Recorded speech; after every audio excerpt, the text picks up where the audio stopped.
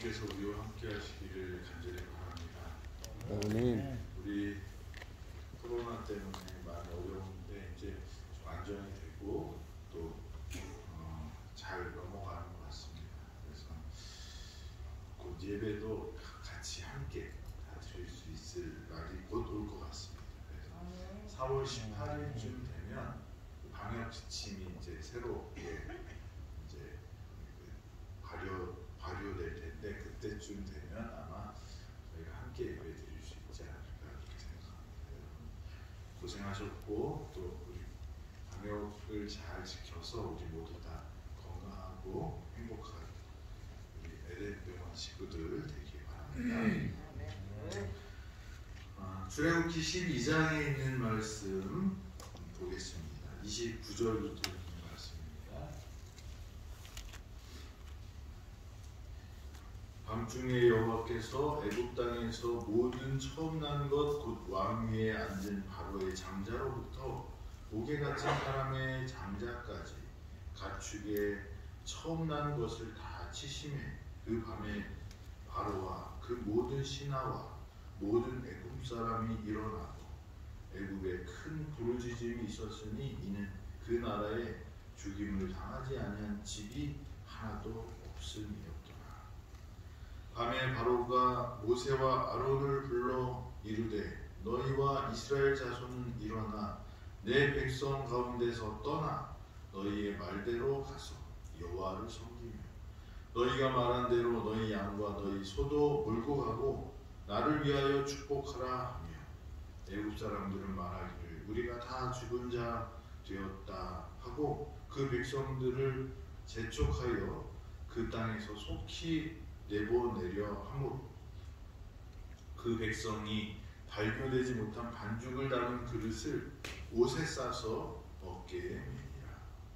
이스라엘 자손이 모세의 말대로 하여 애굽 사람에게 은금 패물과 의복을 구하며 여호와께서 애굽 사람들에게 이스라엘 백성에게 은혜를 입히게 하사 그들이 구하는 대로 주게 하심으로 그들이 애굽 사람의 물품을 취하였더라.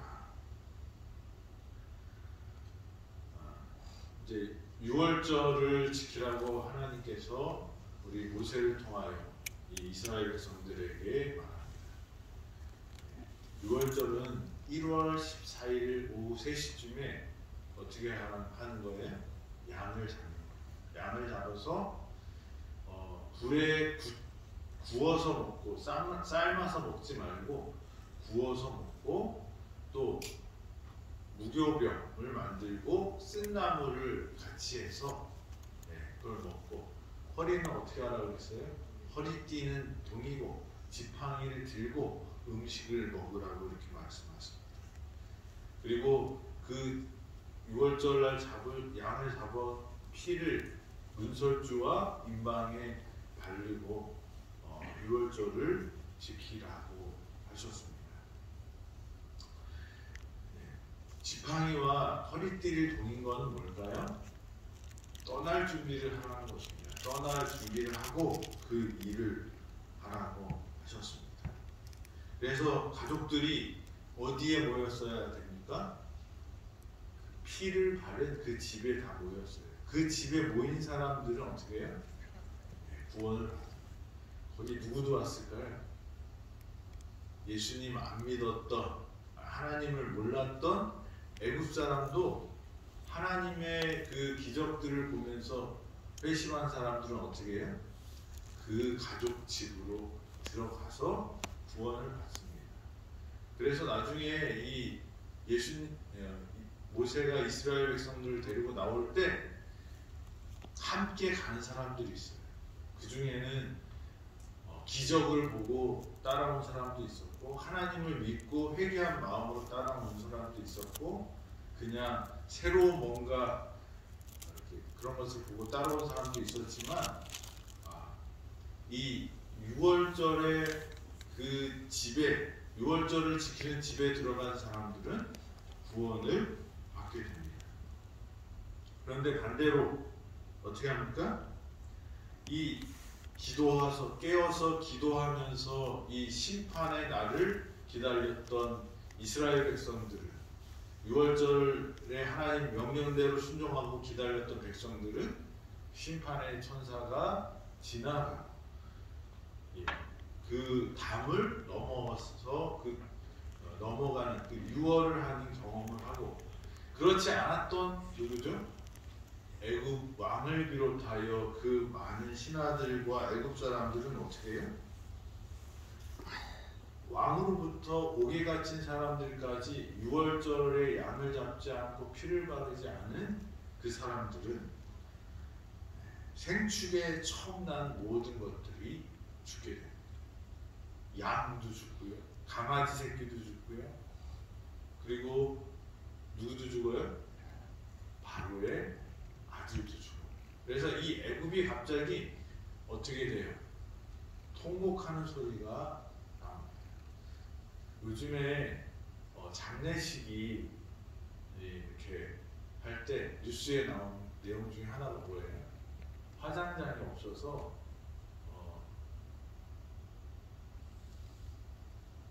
3일장을 못하고 5일장, 6일장을 한다고요. 그러니까 지금 코로나로 인하여 하루에 한 300명 정도 이렇게 돌아가시고 계신데, 그 정도 되는데도 뭐가 부족하대요? 화장장이 부족하다는데, 애굽에 한꺼번에 각 집에 아들 한 명씩 죽었다고 생각해보세요. 보통 일이 아니죠. 그러니까 그 집집마다 곡하는 소리가 들리는 거죠.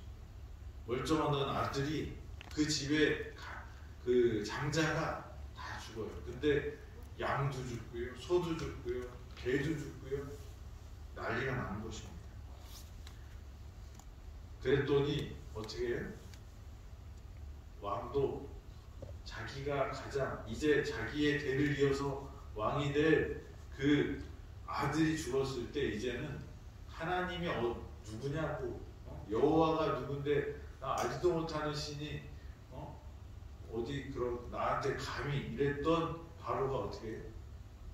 이제 빨리 가요. 빨리 가. 신하들도 애굽 사람들도 제발 어떻게 해? 더 있다가 더 잡아놨다는 어떻게 해요? 자기도 죽게 생겼으니까 이제 빨리 가라. 그렇게 말합니다. 하나님의 심판이 예수님의 보혈 없이 우리가 하나님 앞에 서게 되면 우리 다 어떻게 되는 거예요? 그렇게 죽을 수밖에 없는 존재들이라는 거죠. 그래서 하나님의 십자가의 보혈 뒤에 우리가 숨어야지 뭐예요? 하나님의 심판에 설 수 있는 것입니다. 우리가 구원의 개념이 그런 거예요. 우리가 스스로 혼자 하나님 앞에 설 수 있는 존재들은 없어요. 우리가 죄에서 태어났고 죄 속에서 살고 있기 때문에. 그런데 뭐예요? 예수 그리스도의 보혈을, 그 십자가를 어디다 그렸어요? 문설주와 인방에 이렇게 그립니다. 우슬초로. 그랬을 때 그 심판이 지나가는 일을 경험하게 되는 거죠.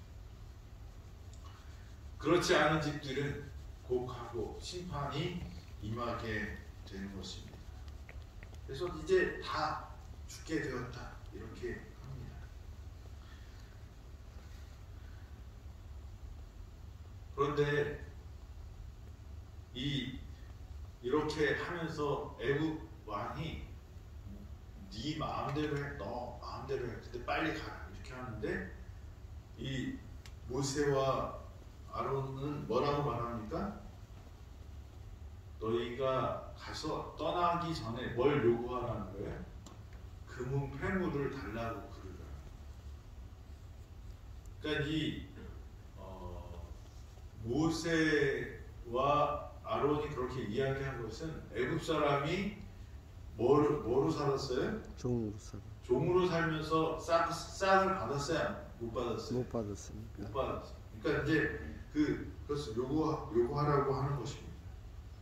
그래서 이 이스라엘 백성들이 그런 것을 요구했을 때 어떻게 합니까?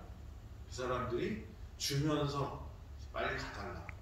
그전에는 어떻게 했는데, 니네들 못 가. 너희는 종이니까 여기서 죽을 때까지 나를 위해서 일해야 돼. 이렇게 했는데 이제는 어떻게 해? 돈을 주면서 제발 가달라. 이제 그런 상황이 됩니다. 그래서 이스라엘 백성들이 노예 생활할 때 그 손해봤던, 받아야 될 걸 못 받았던 모든 것들을 어떻게 해? 출애굽할 때 다 받아서 나갑니다. 그래서 나중에 성막을 지을 때 그들이 헌신하는 그 모습들을 또 볼 수 있고, 그 모든 것들을 준비하는 일을 할 수 있게 되는 그런 은금 패물과 의복을 다 이렇게 얻게 됩니다. 하나님은 우리에게 모든 필요를 채워주셔요. 양을 잡아서 구워 먹고 무교병을 만들어서 먹고 그 다음에 빨리 도망갈 준비를 하라고 하셨는데 그들에게 뭐도 주시는 거예요?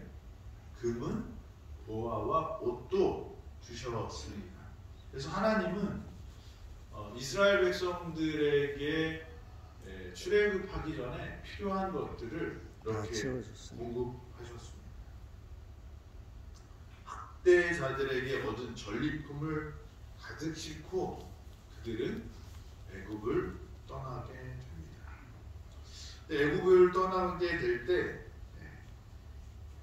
막 모였을 거 아니에요. 무교절 첫날 모이고 무교절 마지막 7일날 이렇게 모이게 되었는데 아마 그 무교절 6월절 밤에 아들이 죽자마자 어떻게 해요?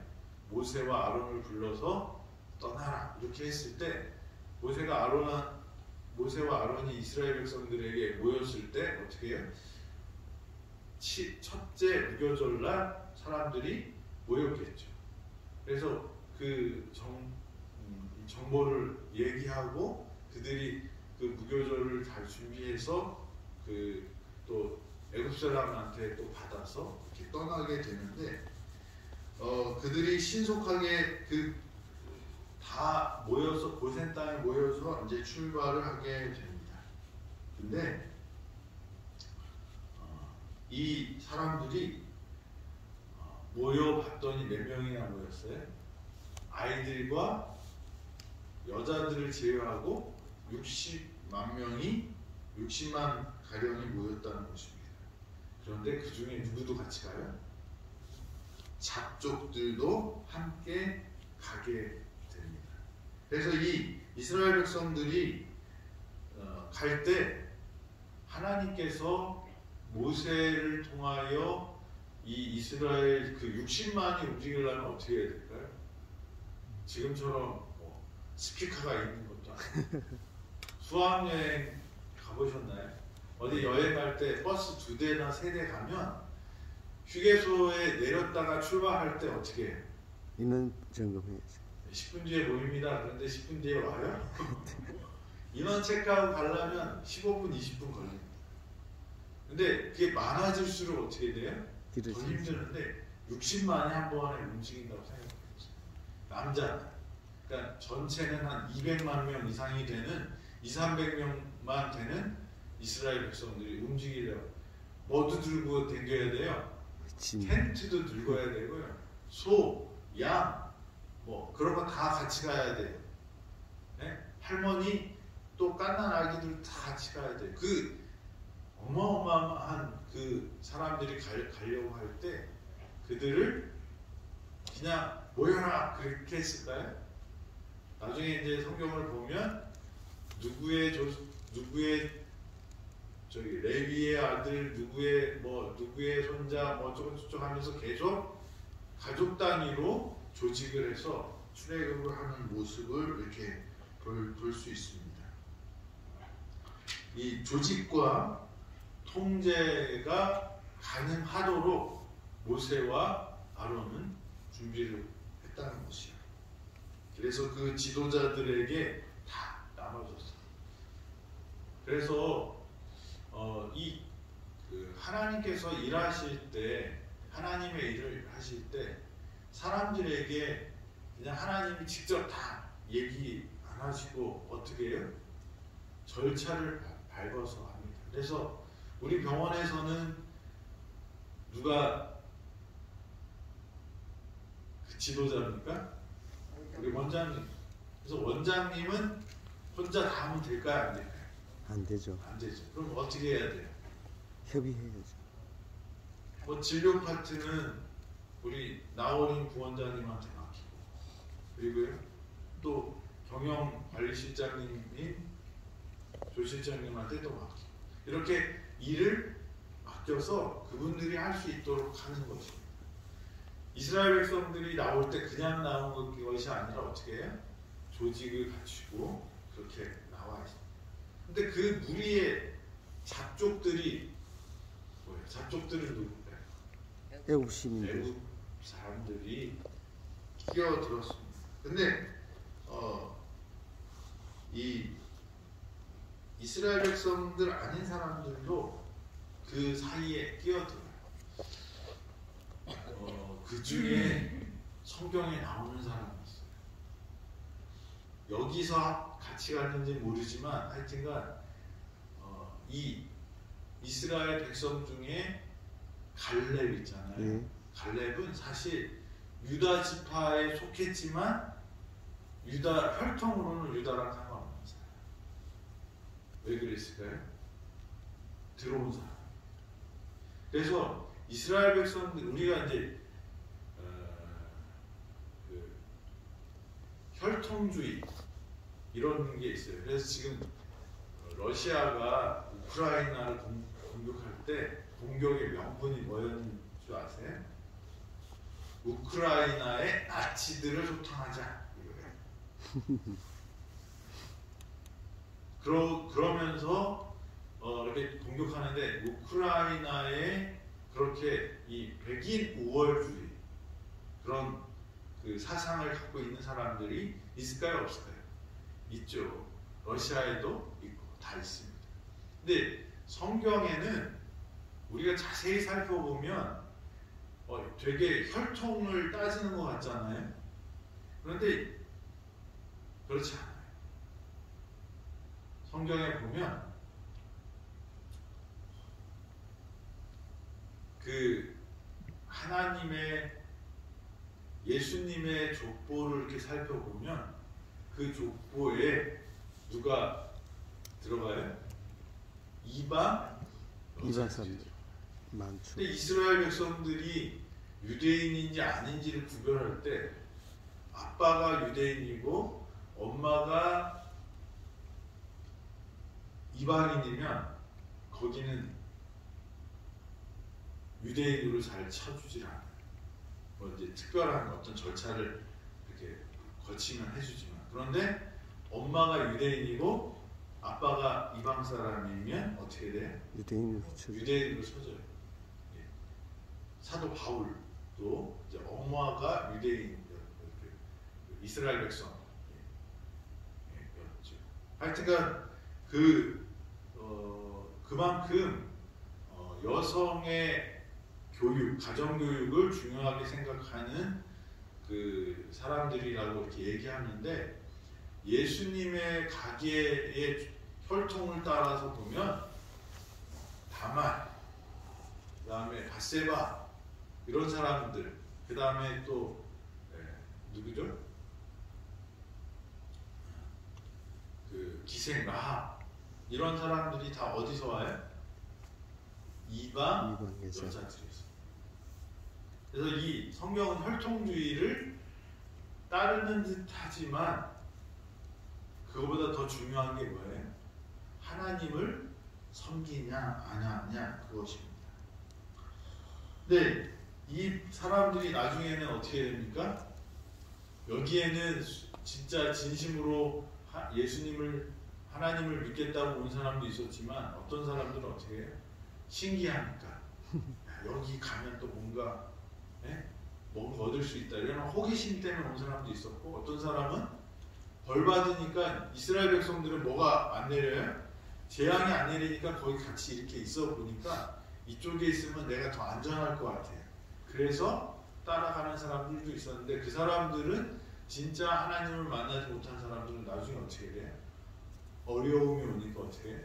그 사람들을 부추겨서 우리가 애국에 있을 때는 뭐 먹고 있었다고요? 고기 먹고 있어요. 노예로 살아놓고는 고기 까마에서 고기 건져 먹었다고. 그런 불만과 불평을 하는데 누가 앞장섭니까? 잡족들이. 이 잡족들이 그런 일을 하게 됩니다. 이렇게 6월절이 끝나자마자 하나님께서는 바로의 마음을 약하게 해서 그리고 이스라엘 백성들이 출애굽을 하게 됩니다. 계호를 갖추고 조직을 갖추고 질서 있게 출발합니다.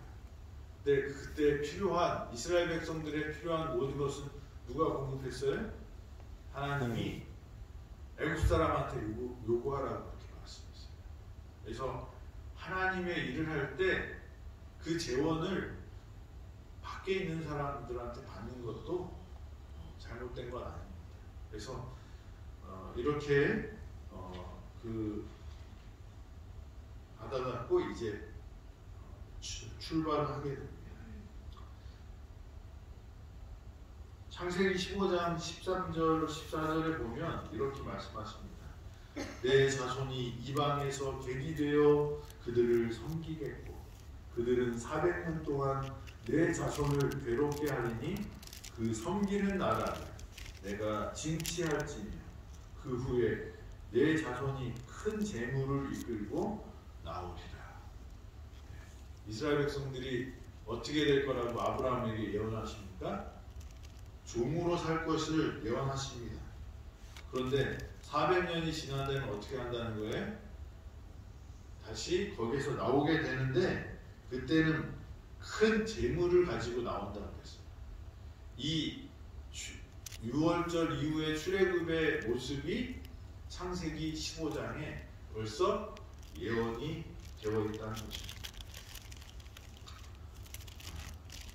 출애굽기 10장 40절 보면 그 같은 날에 여호와께서 이스라엘 자손을 그 군대대로 애굽 땅에서 인도하여 내셨다라고 이렇게 말씀하십니다. 그래서 하나님께서는 예언되었던 대로 그 모든 것을 이루십니다. 노예 생활을 했지만 자유함을 얻었고 그들에게 큰 재물을 허락하셔서 그 재물을 가지고 나올 수 있게 되었습니다. 저와 여러분들도 이 6월절에 그 기다렸던 이스라엘 백성들처럼 하나님의 심판을 두려움으로 기다리고 계시죠.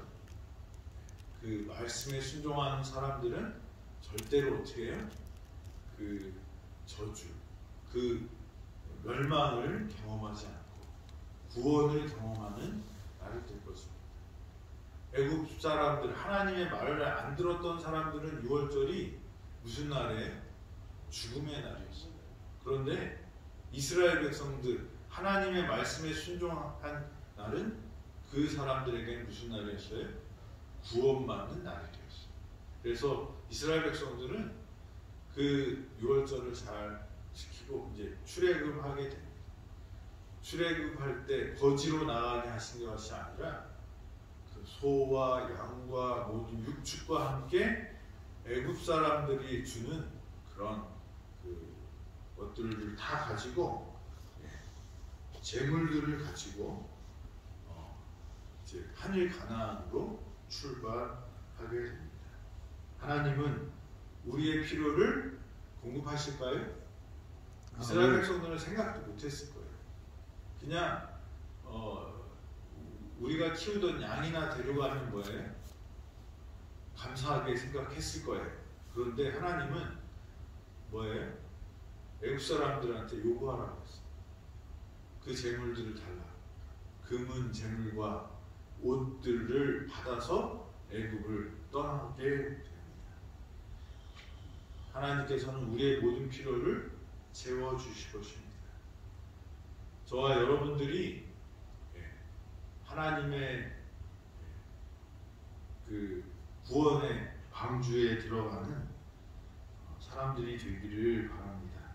아멘. 혈통이 중요한 게 아니라 나는 그리스도인 부모 밑에서 태어났다, 이게 중요한 게 아니라 뭐가 중요한 거예요?